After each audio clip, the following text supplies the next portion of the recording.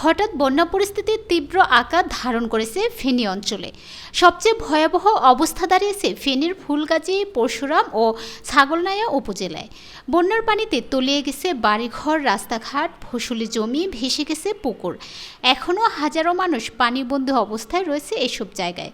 এমন পরিস্থিতিতে এসব এলাকা পুরোপুরি বিদ্যুৎহীন হয়ে পড়েছে, বন্ধ হয়ে গেছে মোবাইল নেটওয়ার্কও। ফেনীর নিম্ন অঞ্চলের বাসিন্দারা বলেছেন, এই এলাকায় 1988 সালের পর বন্যা পরিস্থিতি এতটা ভয়াবহ হয়নি আগে কখনো।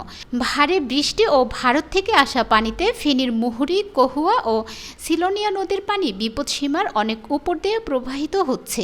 বৃহস্পতিবার বাংলাদেশ নৌবাহিনীর অফিসিয়াল ফেসবুক পেজ থেকে জানা যায়, এদিকে সারা দেশে বন্যা কবলিত জেলাগুলোয় বাংলাদেশ পানি উন্নয়ন বোর্ডের সব কর্মকর্তা ও কর্মচারীর ছুটি বাতিল করা হয়েছে।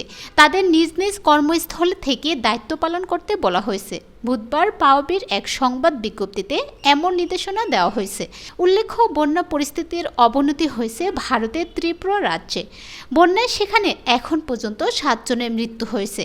এমন পরিস্থিতিতে ভারতের ত্রিপুরার ডম্বুর হাইড্রোইলেকট্রিক পাওয়ার প্রজেক্ট বা ডম্বুর গেট খুলে দিয়েছে ভারত। ত্রিপুরা রাজ্যের গোমতের জেলা প্রশাসক তরিৎকান্তি চাকমা তার সরকারি এক্স অ্যাকাউন্টে একথা জানিয়েছেন।